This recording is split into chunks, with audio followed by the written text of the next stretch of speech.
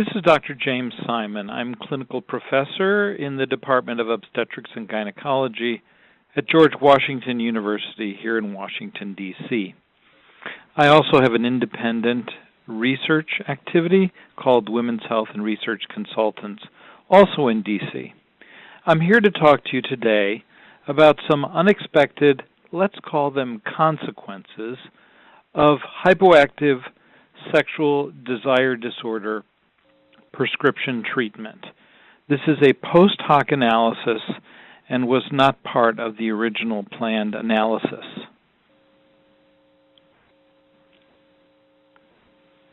These are my disclosures. They are up to date as of this moment.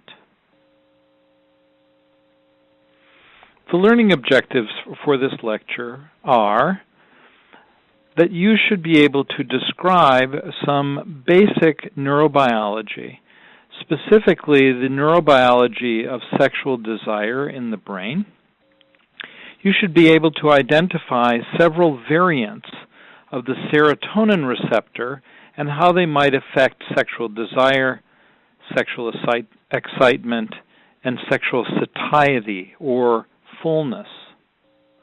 You should understand the efficacy and safety of FDA-approved and a few off-label pharmacological management options for women with hypoactive sexual desire disorder or other forms of female sexual dysfunction, FSD. And you should appreciate the unexpected weight loss associated with Flibanserin treatment of women with HSDD in both pre- and postmenopausal women. This next very complicated slide is not meant for your complete understanding. It's actually a very important and exciting map, if you will, of sexual desire in the brain. It has a number of elements worth discussing, and that is to say that there is sexual reward, and individuals who enjoy sex obviously are going to have more sexual reward. And then there are colors for both excitatory stimuli and inhibitory stimuli, where we're very interested in the excitatory stimuli, recognizing that 5-HT or serotonin is typically thought of as being an inhibitor of sexual excitement or sexual interest, whereas DA or dopamine is a very strong promoter and excitatory activity as it relates to desire in the brain. Therefore, it has 3 plus signs. With that as a background, also recognize that GnRH and our understanding of the reproductive hormones also fit into this context, but are not included specifically in this diagram. For example, we know very clearly that estrogen, as it rises at the middle of a menstrual cycle in both animals and women, tends to stimulate sexual desire, where we can clearly anticipate the evolutionary benefits of that stimulation with reproduction.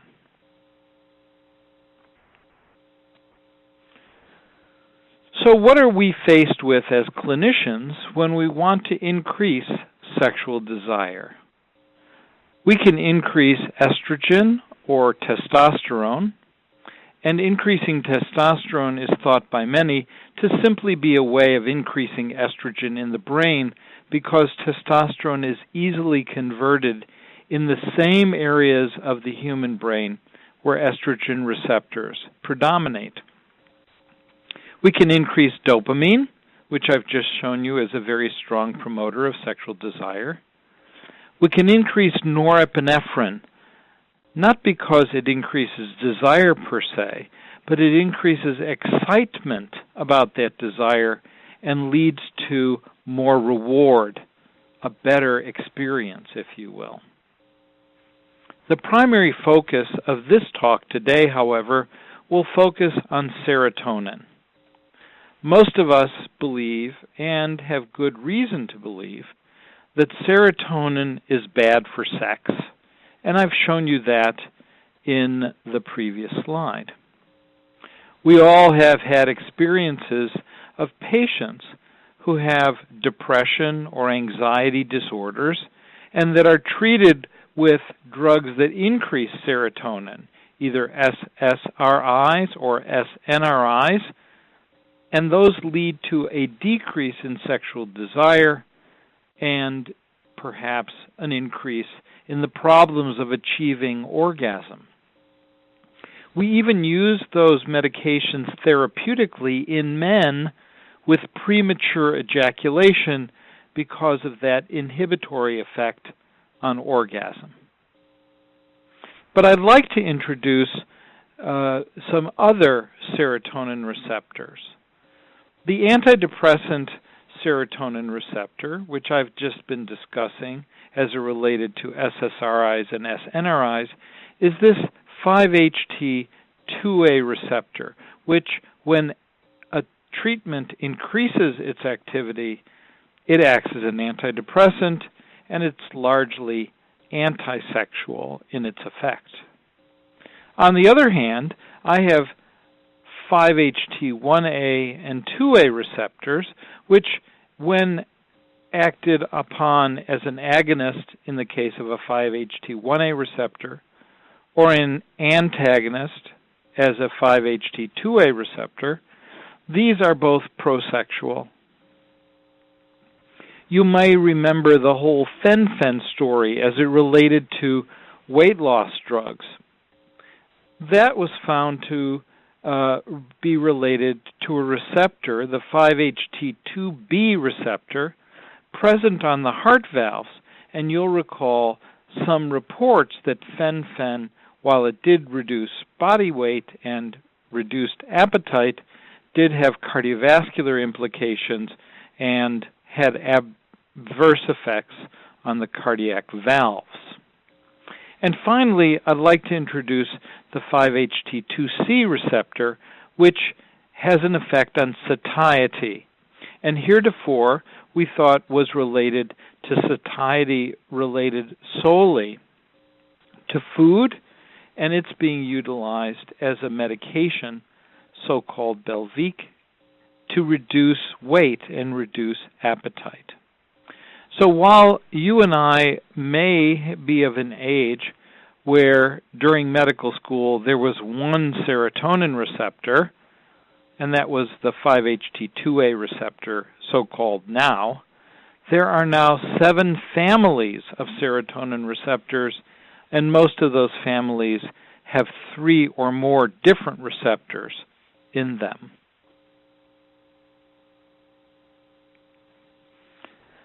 We utilize the serotonin receptor when we have historically treated women with hypoactive sexual desire disorder, or HSDD, with substantial doses of bupropion. Bupropion is an antidepressant. It is not an SSRI or an SNRI, but does increase serotonin activity. But it has a significant increase on dopaminergic activity in the brain.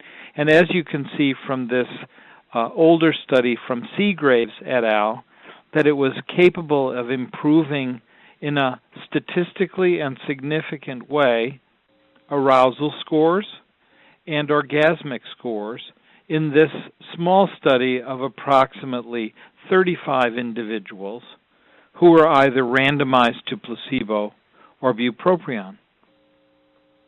The average dose in this study was almost 400 milligrams, and it should be pointed out that some individuals have significant anxiety related to high doses of bupropion, but it is frequently used both with and without SSRIs for improving sexual desire in individuals with depression.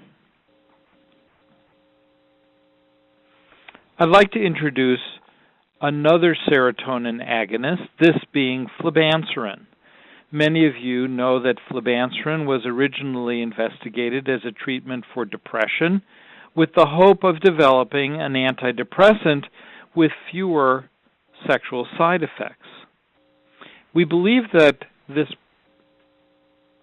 drug has a role in hypoactive sexual desire disorder by acting as a sexual satiety signal.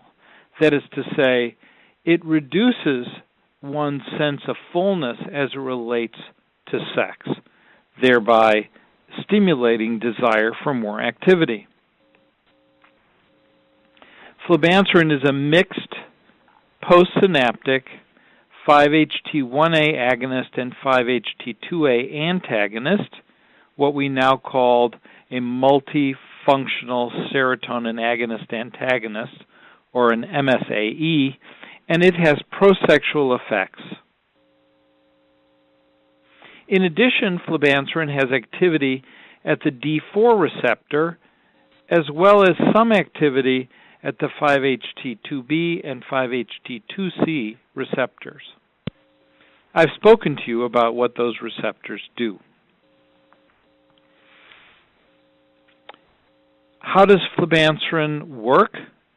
We think it works by producing region-specific elevations of dopamine, which is prosexual, and norepinephrine, which increases arousal and excitement, which together offset inhibitory serotonergic activity and lead to increased sexual desire. Flibanserin is approved for the treatment of premenopausal women with acquired, generalized, hypoactive sexual desire disorder. And each of those words is very important. Acquired, meaning a woman has had a normal period of sexual functioning in the past. Generalized, meaning her low sexual desire and distress is present all the time, not just with her regular partner, not just with the pool boy, but with every potential sexual encounter. And that HSDD is characterized by low desire and marked distress, either intrapersonal or interpersonal distress, where we know it's not related to a medication or psychiatric condition. It's not a problem of the relationship, although secondary adverse effects on the relationship can occur when a woman has persistent low sexual desire, or not the effect of a medication or other drug substance, like the antidepressant SSRIs that I've just mentioned. The label for Flibanserin has two limitations of use, and they are that Flibanserin is not indicated for the treatment of hypoactive sexual desire disorder, or HSDD, in postmenopausal women or in men, although I'll show you some data on postmenopausal women. And Flibanserin is not indicated to enhance sexual performance.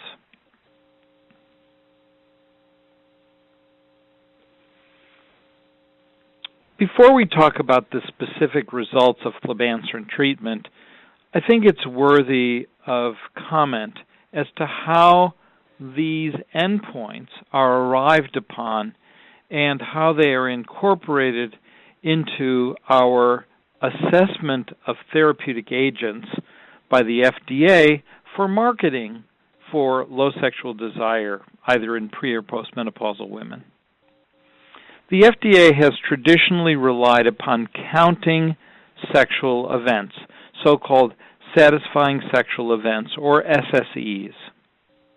In addition, validated scales like the FSFI, the Female Sexual Function Index, and in particular desire domain, the D domain of the Female Sexual Function Index, is used as a validated instrument to determine if a woman's interest changes from untreated to treated.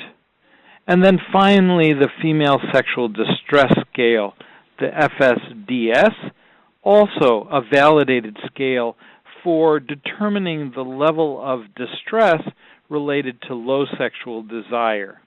And each of these are typically incorporated into the approval process and the developmental design of studies to assess efficacy for a particular drug or treatment for FDA approval.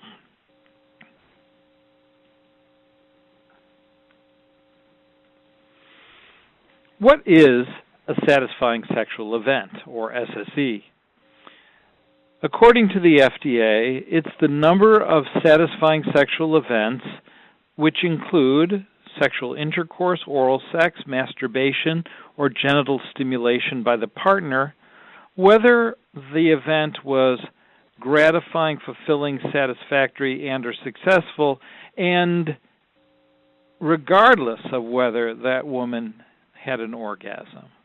So it's counting these events.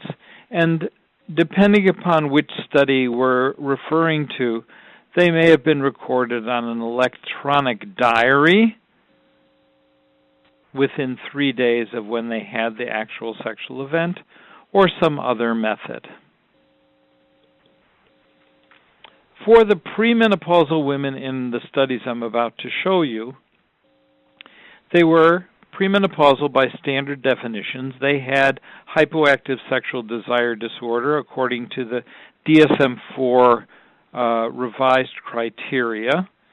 They had to have this hypoactive sexual desire disorder for greater than or equal to 24 weeks, that's 6 months. And if they had arousal disorder, FSAD, or orgasmic disorder, FSOD, that was acceptable only if the HSDD began first, and these are secondary or downstream effects of hypoactive sexual desire disorder. Those patients had to be in stable monogamous relationships with a sexually functional partner. In other words, a couple where the husband had severe erectile dysfunction would have been disqualified. And they had to be willing to try to engage in sexual activity at least once per month. That means they had to try it out to make sure whether or not there was a benefit of the treatment or not, recognizing that many couples with long-standing HSDD do not have sexual activity whatsoever. So who were these women in the premenopausal group who were, in fact, in these trials? And I will point you to a couple of things that I think are very important. The first is the sample sizes here. These are the summary statistics for the individuals investigated, and they include almost 2,000 women who received placebo, about 1,500 women who received the standard FDA-approved dose of Flibanserin, and almost 4,000 individuals who received some dose of Flibanserin. They were average age about 35 and a half years. There were some as young as 19 and some as old as 56, but still premenopausal.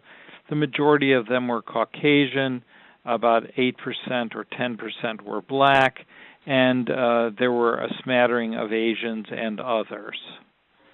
The body mass index, or weights, were similar to the typical overweight and obese population of the U.S. and other developed Western countries. Here are the results of the 3 pivotal trials, and I don't need to go into the details as I want to get on to our unexpected consequences, but I do want to show you that in a very, very stable way and reproducible way, both for satisfying sexual events in the first column, the female sexual function index, the desire domain, in the second column, and the female sexual distress scale, the revised item 13, which is the patient's distress related specifically to low desire, in the third column. And as you can see in each of these, there is very consistent improvement in the satisfying sexual events, the desire domain of the FSFI, and a decrease in distress compared to placebo in each of these 9 different graphs. 3 studies, 3 endpoints, 9 different graphs, all on the standard FDA-approved dose of Flibanserin. And these are all statistically significant changes as indicated, either with a p-value of 0.05 or a p-value of 0.01. One of the criticisms of the Flibanserin development was that it didn't seem to work on everyone, and that's clearly evident. It works on something between 50 and 60% of individuals, depending upon which endpoint is used.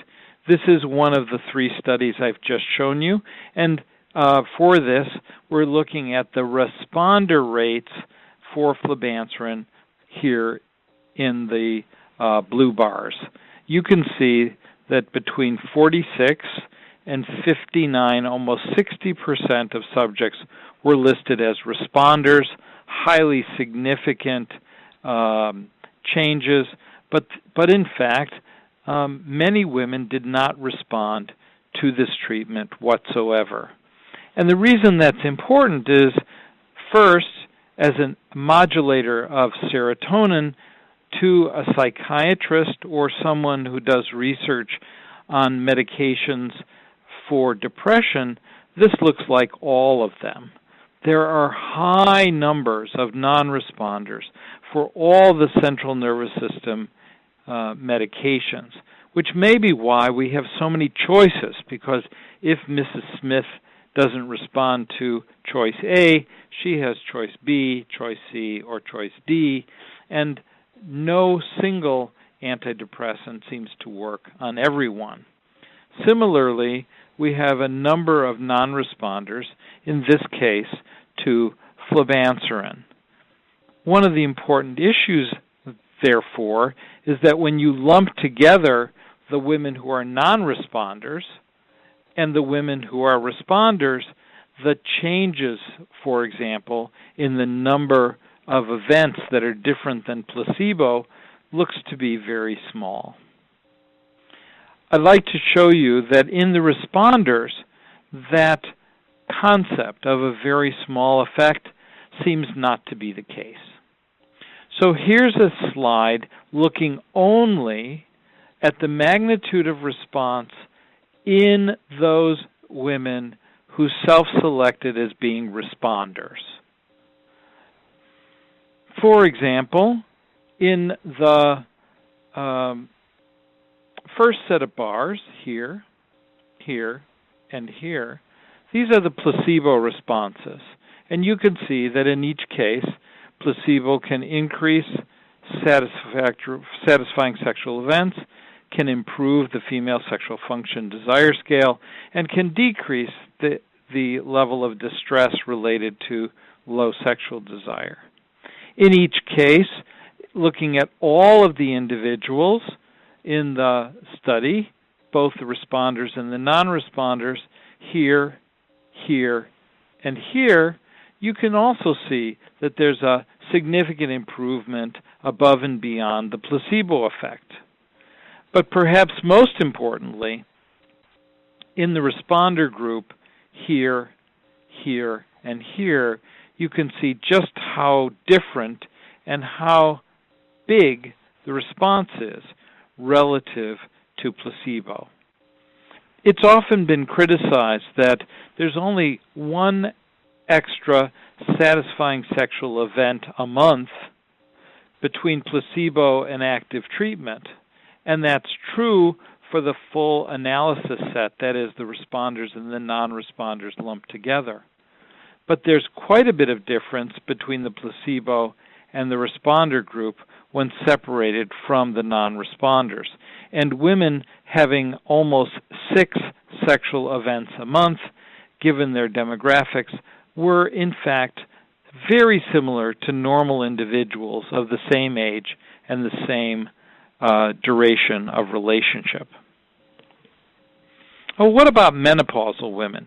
There is one study that I co-authored with my other investigators that looked at women who were menopausal and were treated with that same 100 milligrams of Flibanserin. The women in this trial were about 55 years of age. Most of them were Caucasian. About 5 to 6% of them were black, and a smattering of other racial groups. Their body mass index was likewise overweight, but the answer is that they were in very long-standing relationships, 20 plus years in duration, and they had, on average, their HSDD not greater than 6 months, which was required for their inclusion, but on average about 5 years, or 60 months. So these were couples where the women were long suffering from HSDD and menopausal. In their results, for the same 3 endpoints, namely satisfying sexual events, the score on the female sexual function index as it related to desire, and the female sexual distress scale, item 13, related to sexual distress stemming from low desire, the results look just like the women that I showed you who were premenopausal.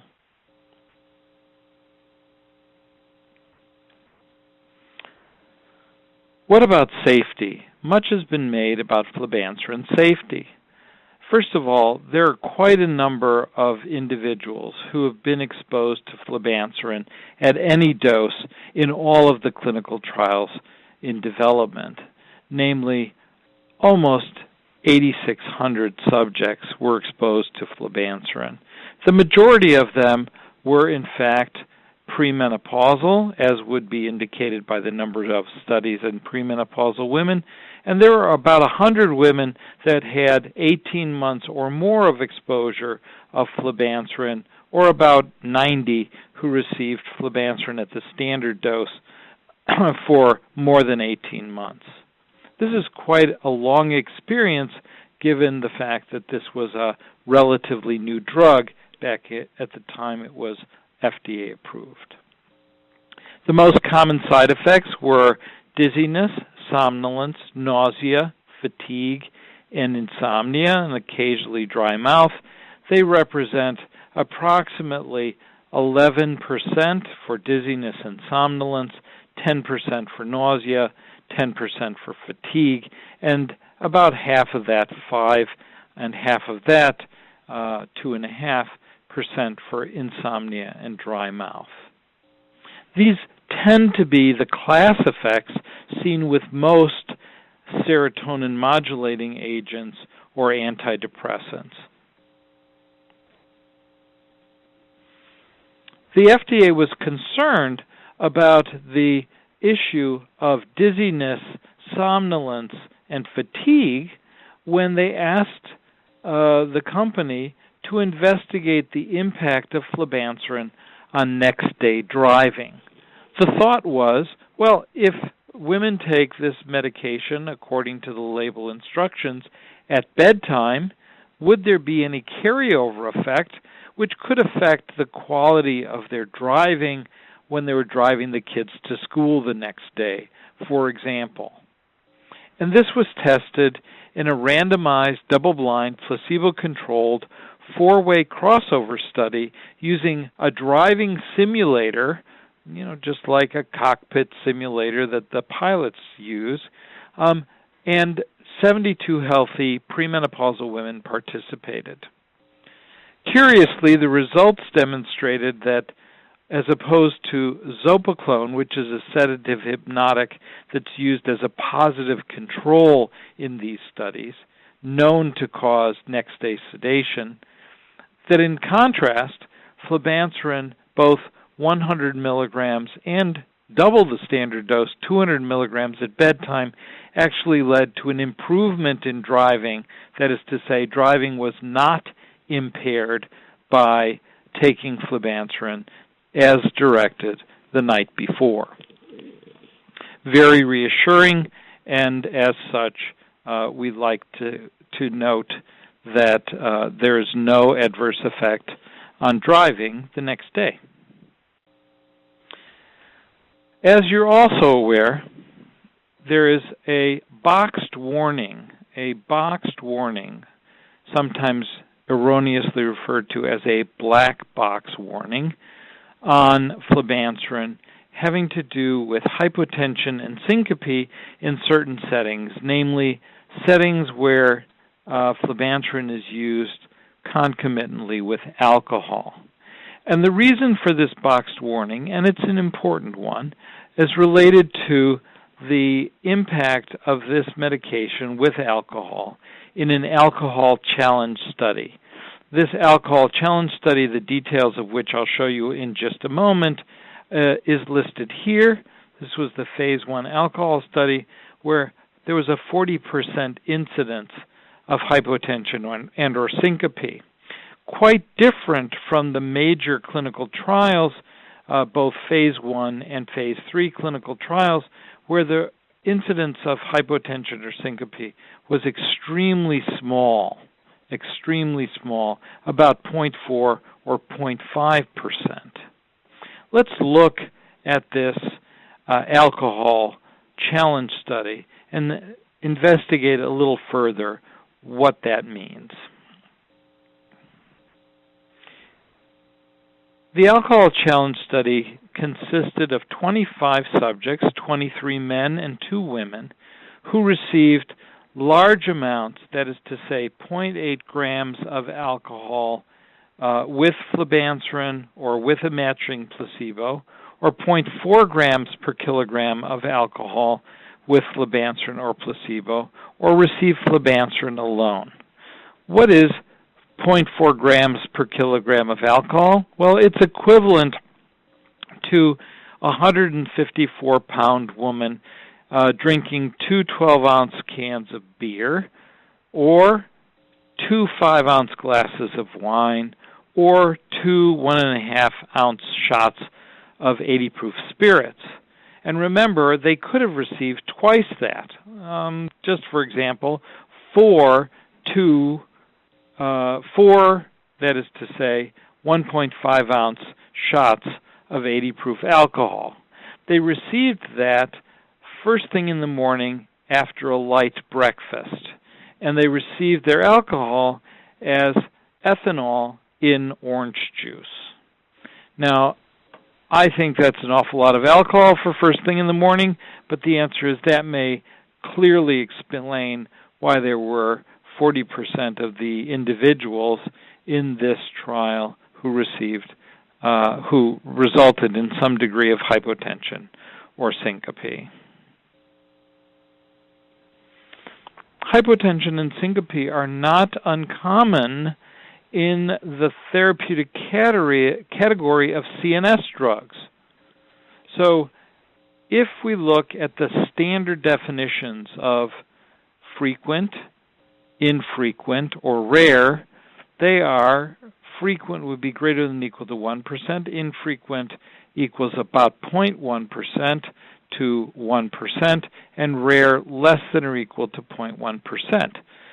Well, most of the antidepressants, paroxetine, duloxetine, sertraline, fluoxetine, citalopram, have either infrequent or in some cases frequent risks of hypotension or postural hypotension.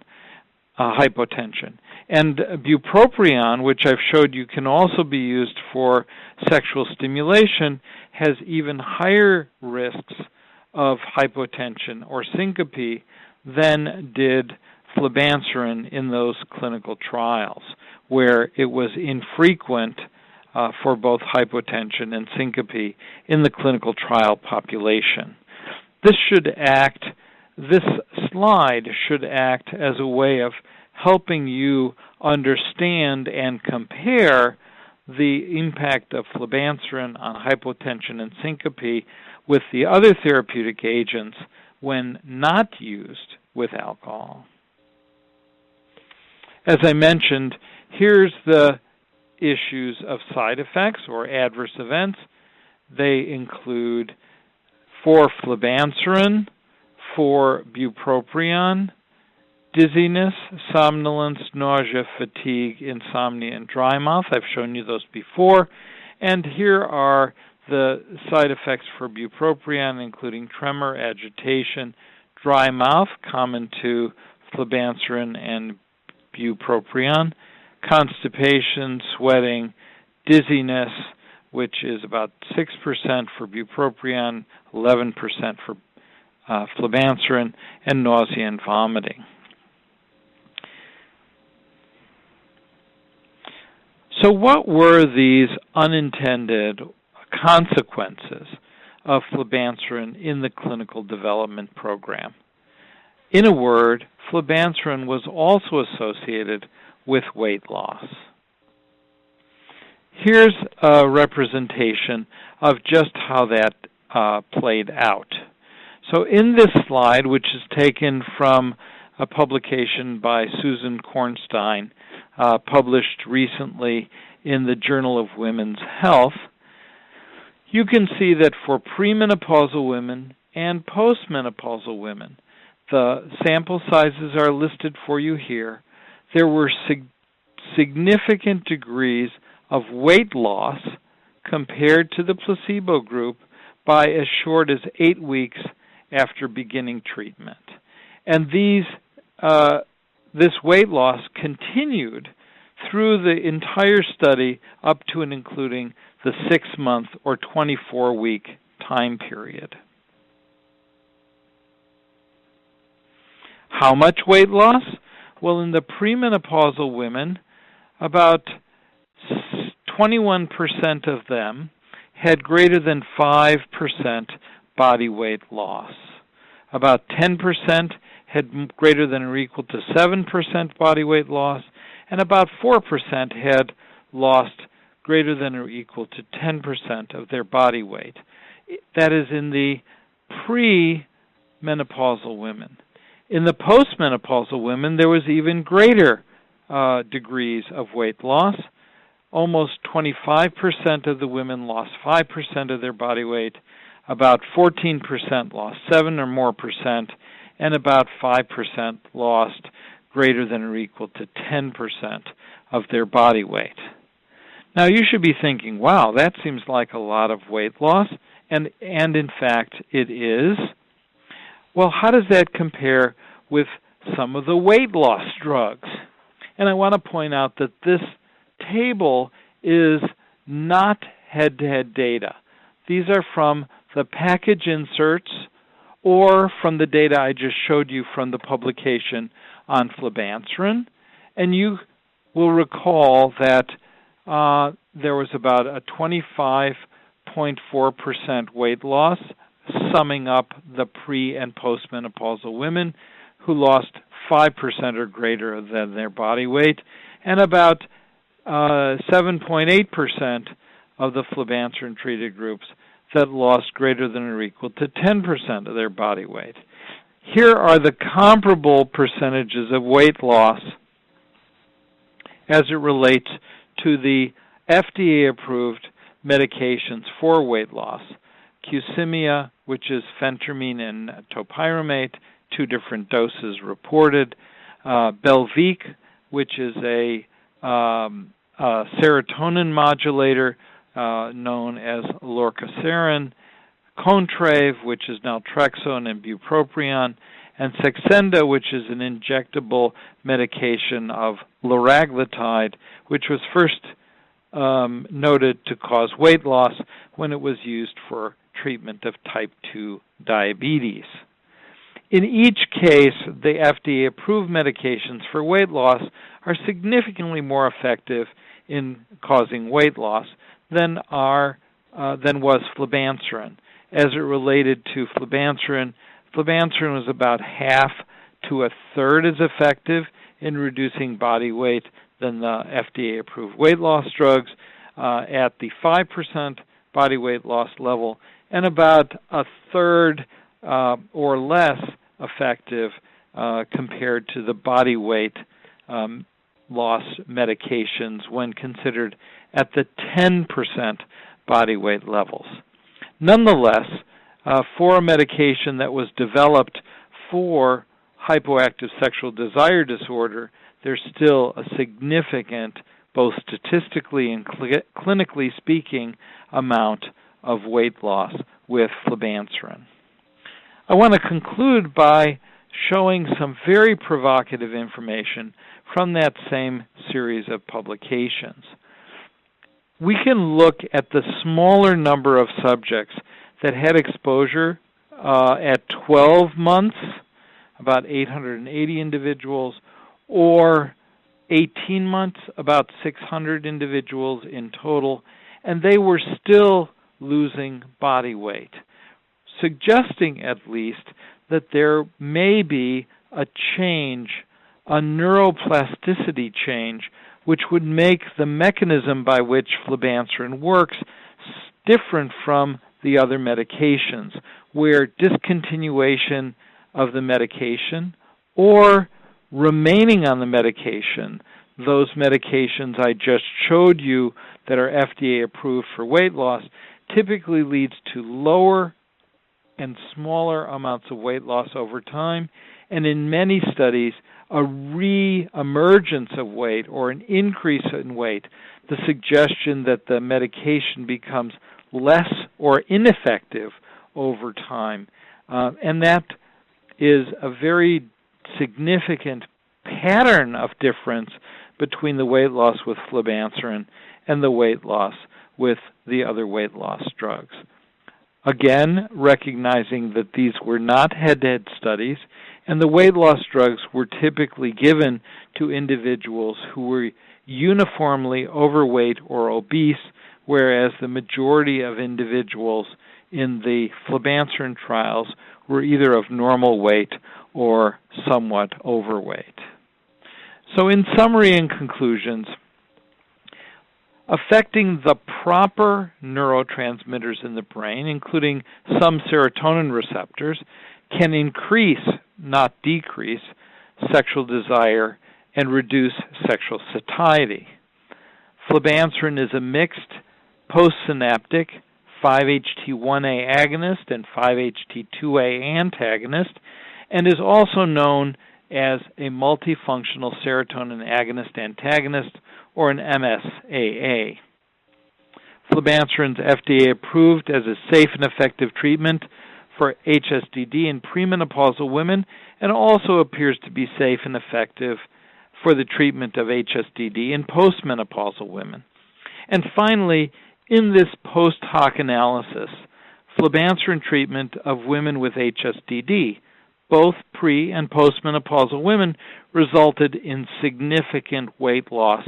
And I would say parenthetically that it appears on the surface that that weight loss tends to persist for at least 18 months' time. Thank you very much for your very kind attention. I hope this lecture has been provocative as well as a good review, and I hope everybody has a terrific day.